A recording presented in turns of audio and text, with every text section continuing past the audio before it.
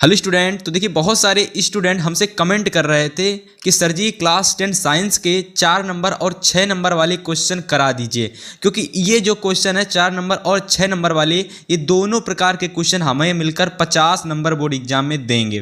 तो आप क्या करिए, हमें 50 नंबर वर्णनात्मक वाले पूरे क्लियर करा दीजिए, ठीक है। बहुत सारे स्टूडेंट कमेंट कर रहे थे। तो देखिए फाइनली आज के इस वीडियो में हम लेकर के आ चुके हैं 2024 बोर्ड एग्जाम में आने वाले, जो आपका 29 फरवरी को विज्ञान का पेपर होने वाला है ना, उसमें पूछे जाने वाले मोस्ट आईएमपी क्वेश्चन लेकर के आ चुके हैं।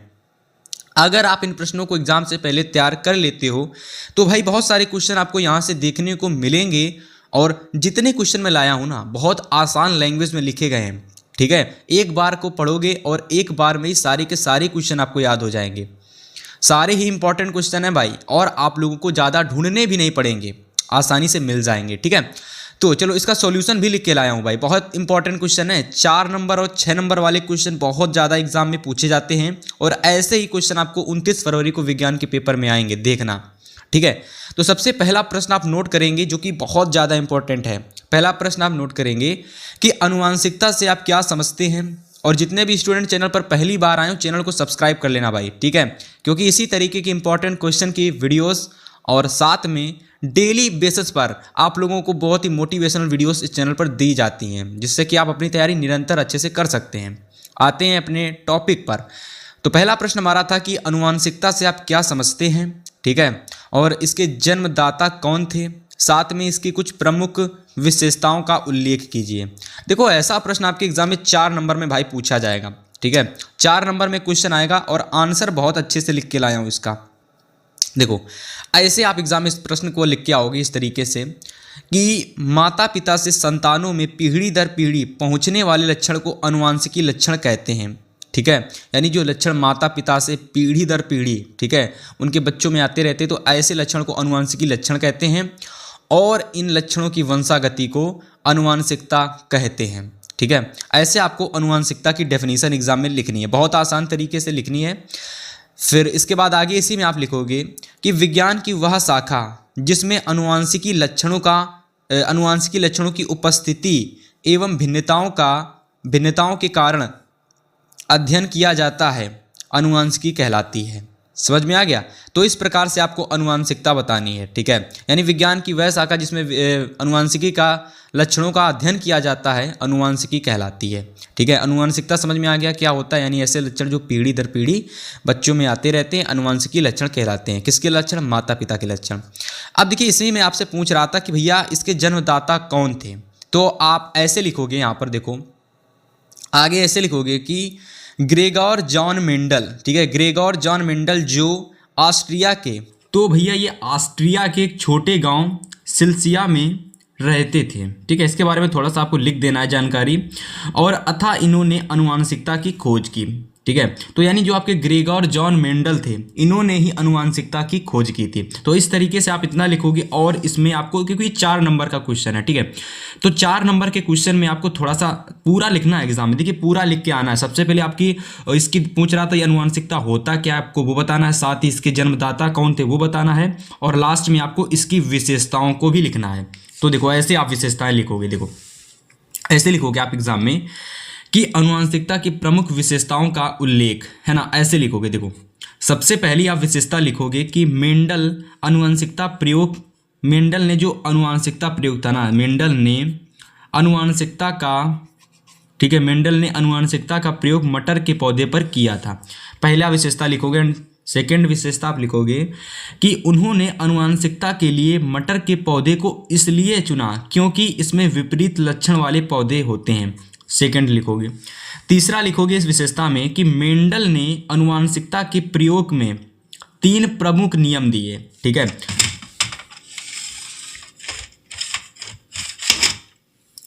3 प्रमुख नियम दिए। सबसे पहले पहला नियम देखो, पहला नियम आप लोगों का है प्रभाविता का नियम, सेकंड नियम है पृथक्करण का नियम, तीसरा नियम है स्वतंत्र अपव्ययन का नियम। किसका? स्वतंत्र अपव्ययन का नियम।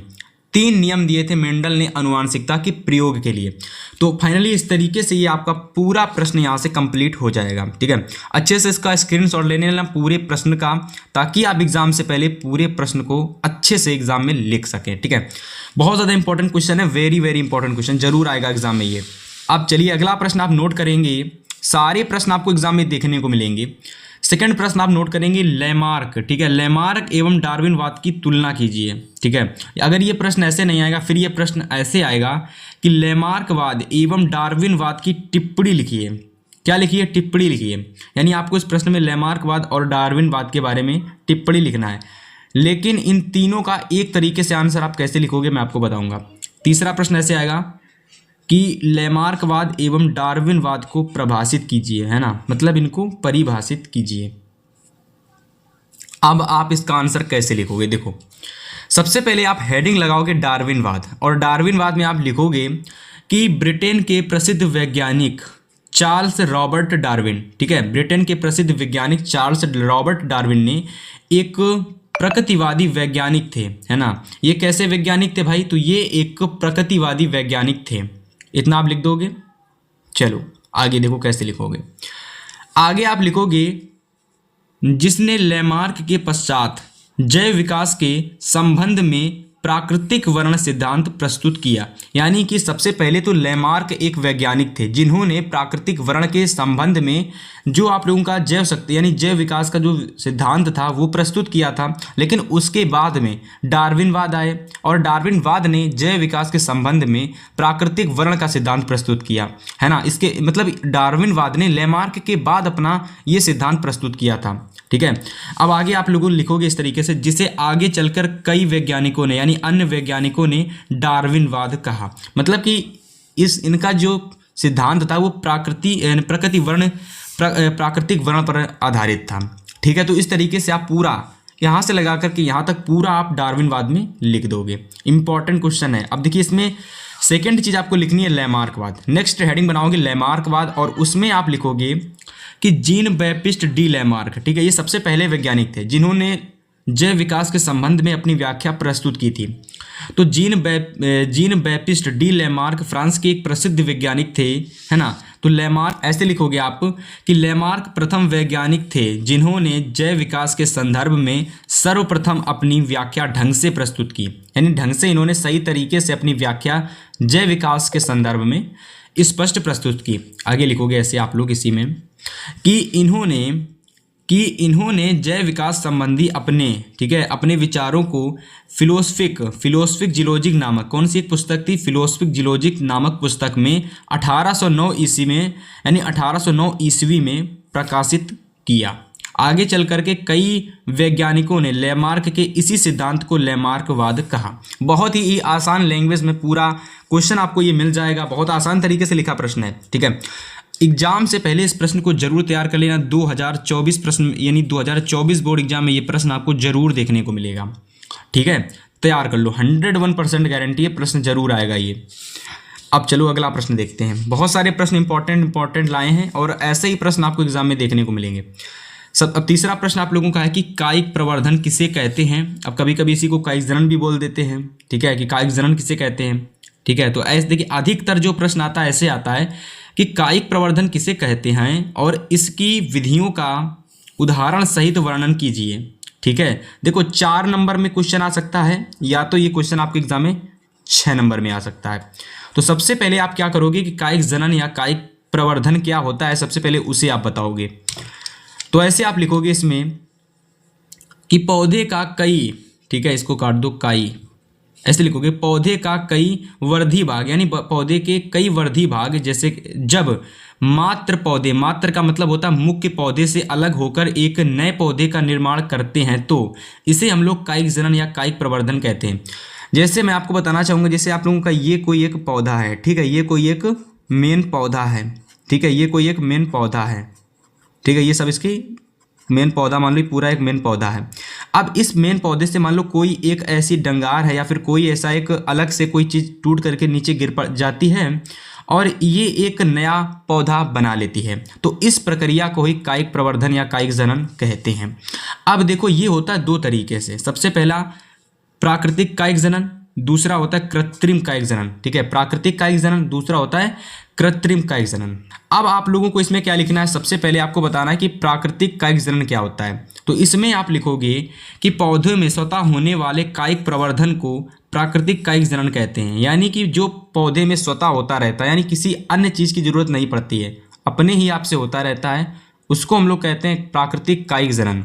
ठीक है, और इस प्रकार का कायिक जनन पुष्पीय पादपों में निम्न भागों से होता है। यानी जो पुष्पीय यानी फूल पौधे, फूल वाले जो पौधे होते हैं, जैसे गुलाब का पौधा, चंद्रमुखी का पौधा, ठीक है ना, बहुत सारे ऐसे आपके होते हैं, है ना, बहुत सारे, मतलब किसका नाम ले, बहुत सारे पौधे होते हैं। तो उनमें जो होता है पुष्पीय पौधों में प्राकृतिक कायिक जनन होता है। अब कहाँ कहाँ से होता है, तो देखो जड़ों द्वारा होता है, तनु द्वारा होता है, ठीक है, और दूसरा वाला होता है भूमिगत तनु द्वारा। और भूमिगत तनु में भी दो आपके ऑप्शन आ जाते हैं, अर्धवायवीय तनु द्वारा और सेकंड होता है वायवीय तनु द्वारा।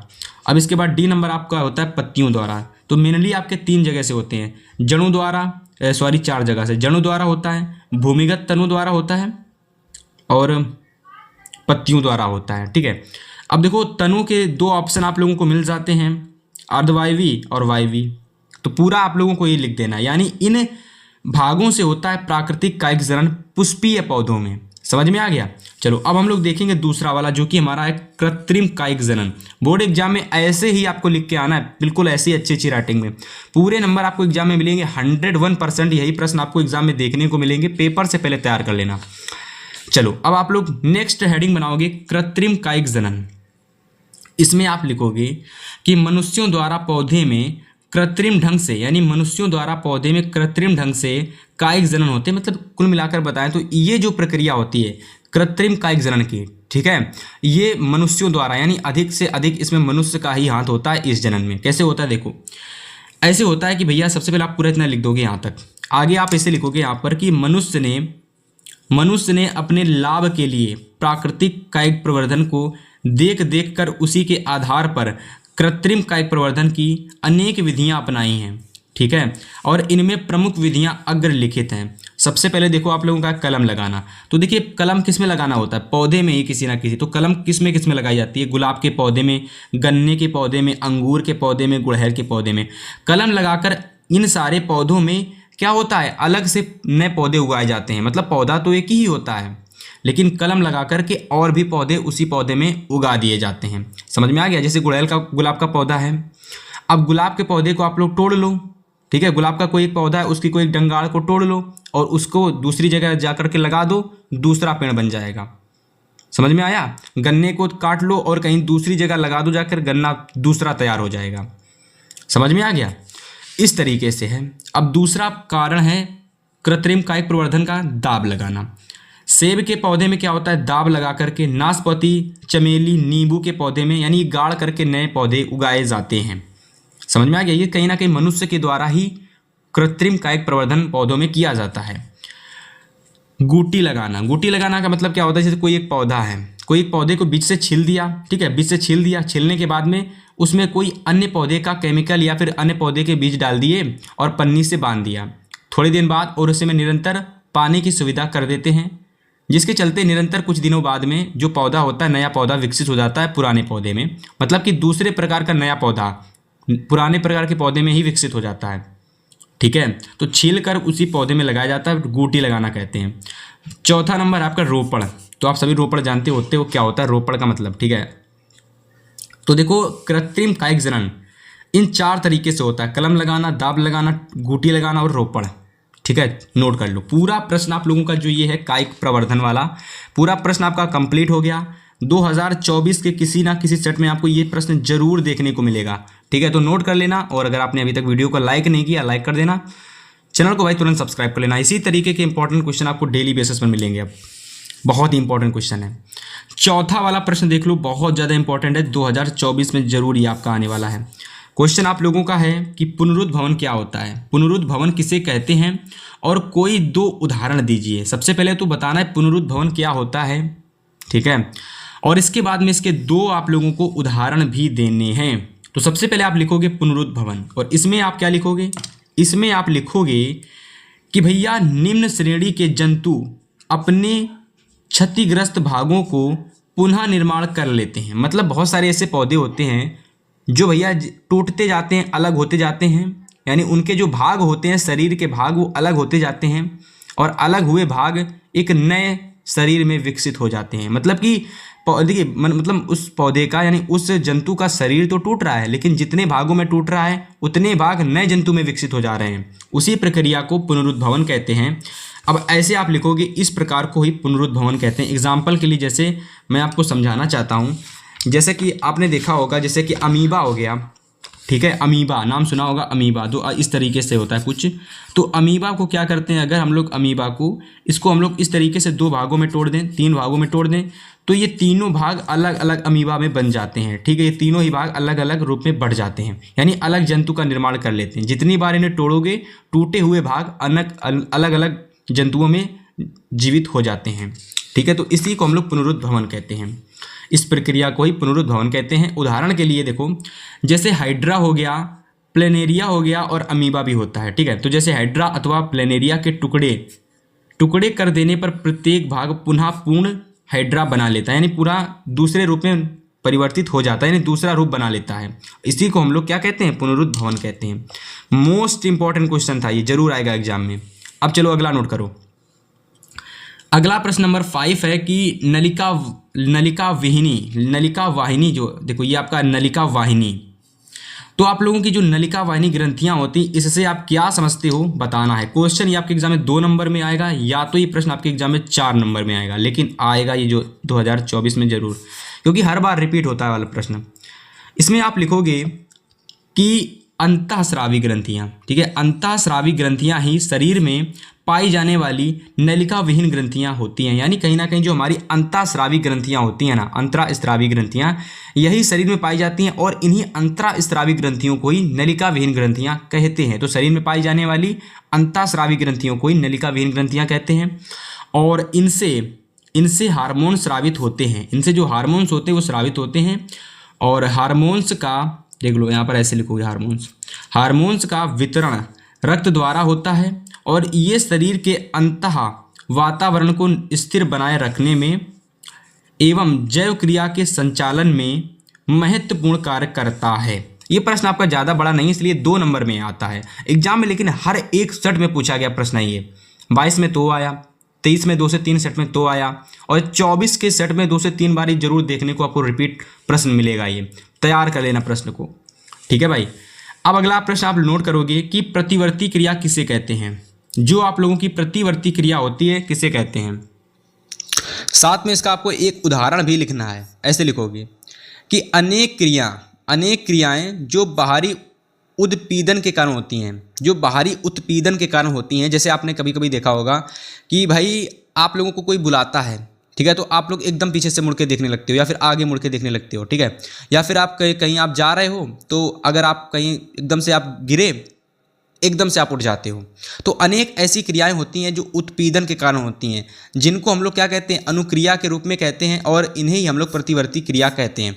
अभी आपको इसके पहले इसकी डेफिनेशन लिख लो, प्रतिवर्ती क्रिया की डेफिनेशन लिख लो, फिर मैं आपको समझाता हूं कि भैया ये कैसे क्या होती है। सबसे पहले इसकी डेफिनेशन लिख लो और उदाहरण में इसको समझो क्या होता है। देखो, स्वादिष्ट भोजन देखते ही मुंह में लार आना। जैसे मैंने आपको बताया कि अगर आपको कोई बुलाता है तुरंत आप घूम के देखने लगते हो, तो ये प्रतिवर्ती क्रिया है। कहीं ना कहीं आपने कोई स्वादिष्ट भोजन देखा और एकदम से मुंह में लार आ गई, ठीक है, एकदम से, मतलब आपका कुछ वो आप नहीं कुछ करते हो कि आप लार को बुलाते हो, वो ऑटोमेटिक आ जाती है। तो ये हमारे शरीर में होने वाली एक प्रतिवर्ती क्रिया है, ठीक है। तो वही चीज़ मैंने लिखी है, अनेक क्रियाएं जो बाहरी उत्पीड़न के कारण यानी बाहरी चीज़ को देखने के कारण अनुक्रिया के रूप में होती हैं। और इस अनुक्रिया मतलब उस क्रिया को कहीं ना कहीं हम करते नहीं हैं, ठीक है, तो अनुक्रिया के रूप में होती, इन्हें ही प्रतिक्रिया या फिर प्रतिवर्ती क्रिया कहते हैं। एग्जाम्पल देख लो, स्वादिष्ट भोजन को देखते ही मुंह में लार आना, है ना। कांटा चुभते ही पैर का झटके के साथ ऊपर उठ जाना, कांटा चुभा, एकदम से आपने झटके के साथ पैर को उठा लिया, है ना। तेज प्रकाश में आंख की जो पुतली होती है एकदम सिकुड़ने लगती है, ठीक है। तो ये आदि ये प्रतिवर्ती जो ये सारे हैं ना, ये प्रतिवर्ती क्रिया के एग्जाम्पल यानी उदाहरण हैं। नोट कर लो, बहुत ही महत्वपूर्ण प्रश्न, आसान सी लैंग्वेज में लेकर के आए हैं। और लास्ट वाला प्रश्न जरूर तैयार कर लेना, वाष्पोत्सर्जन किसे कहते हैं, इसको स्पष्ट कीजिए। ऐसे लिखोगे आप लोग कि पौधे मृदा से जल एवं खनिज लवण का निरंतर अवशोषण करते रहते हैं। यानी जो पौधे होते हैं ये खनिज लवणों का, देखो पौधे की जो जड़ होती है ना, जड़ कहाँ होती है, ज़मीन के अंदर, और ज़मीन के अंदर ही जो होता है पानी होता है, तो वहाँ पर खनिज लवण भी पाए जाते हैं, है ना। तो पौधे क्या करते हैं, खनिज लवणों का और साथ में जल का निरंतर ज़मीन से अवशोषण करते रहते हैं। और पौधे अवशोषित जल को, जो पौधे जल अवशोषित करते हैं, केवल 1% भी जल का जो भाग होता है अपनी जैविक क्रियाओं में प्रयोग करते हैं। मतलब आपने क्या किया, 5 रुपये अगर आपने लिए हैं तो उन 5 रुपये में केवल 1 रुपये आप लेते हो, बाकी 4 रुपये आप घर में रख देते हो।